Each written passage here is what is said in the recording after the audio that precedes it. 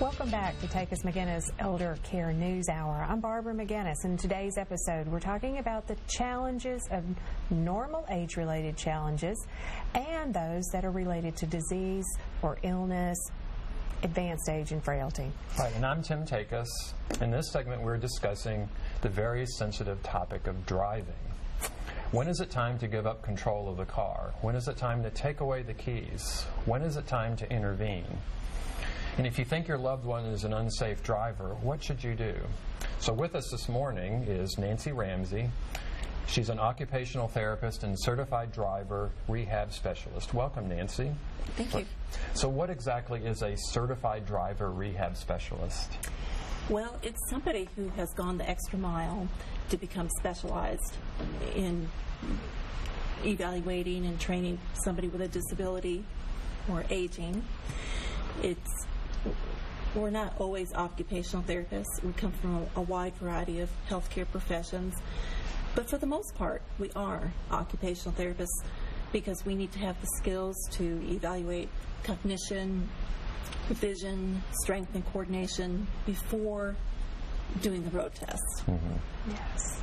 All right. So is there any adaptive equipment or anything that you use to help drivers manage for longer periods of time, safer? Yes. Let's say somebody has a right leg that's amputated for some reason. There's left foot accelerators, but if it's due to diabetes that they lose a right leg, the preferred equipment is hand controls.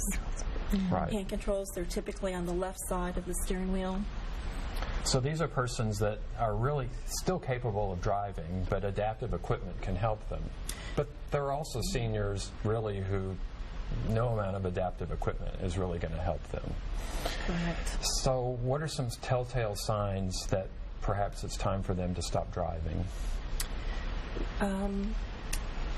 Typically, when it comes to like managing their own checkbook, if they can't manage their own checkbook, they probably can't organize the task of driving. There's a correlation there. Right. And then on the road, the telltale signs would be turns that are too wide, or drifting, or somebody telling your family member that in the church parking lot you were messy with your driving. Oh my gosh, that means that a lot of our clients are waiting way too long because, you know, they're waiting for signs, well, they get lost, or they don't remember how to come home, or there's much more severe and significant signs than what you've just mentioned. So those are the types of things that you look for when you're going through an evaluation, or just tell us how you do an evaluation. Well, when I do an evaluation, I go to the person's home because there's a lot of information there. So how do people contact you? Do they contact you like a family member contacts you? They do, either through the senior citizen directory or through their doctor. Right, and so you'll go out and visit them and then tell us about that. Or somebody may have been reported by a neighbor or a family member to driver improvement. So then they get a list asking them to get evaluated by one of these 5 people throughout the state. So that's you. And so when you go out to someone's house, what do you do? Well, walk us through that process. As soon as I pull up into the driveway, I start looking around the vehicle to see if there's any fender benders. I look at the mailbox. I look at the frame of the garage door. I enter the house. We sit down at the kitchen table, and we begin to just talk.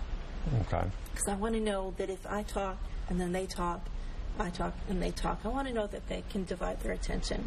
Okay. So then I proceed to evaluate their cognition, strength, coordination, vision. Hearing. I would imagine hearing is a sense that is important for safe driving. I do need to know that they can hear. Yeah. So do you actually get in the car and drive around the block, or Does it actually involve a driving test? If they pass. If they pass. The pre-driving assessment. Pre-driving assessment. I need to know what I'm getting into before I get into the car with them. Mm-hmm. So I need to know that they can divide their attention in a timely manner, like verbally. 1A, 2B, 3C, 4D, and so on. I need to know that they can sustain their divided attention. So when it comes time to taking the keys, do we take the keys or do we take the car? You definitely need to take the car, because people who are aging, they know that this is coming. So they don't have just 2 sets of keys. They have a secret set of 3 and 4 keys. Mm-hmm. So it's not enough to just take away their keys. You have to take away the vehicle. Okay. Well, in addition to Nancy's contact information, we're going to have a self-assessment that the AAA has developed. We're going to have that on our website so that folks can look and start getting some of those ideas of, am I getting close? Mm-hmm. And do a pre-assessment before we bring in professionals. Right. Because I think folks are waiting too late. Yeah. Okay, can you give us one tip for people out there that are going through this process with their own loved one? What should they do?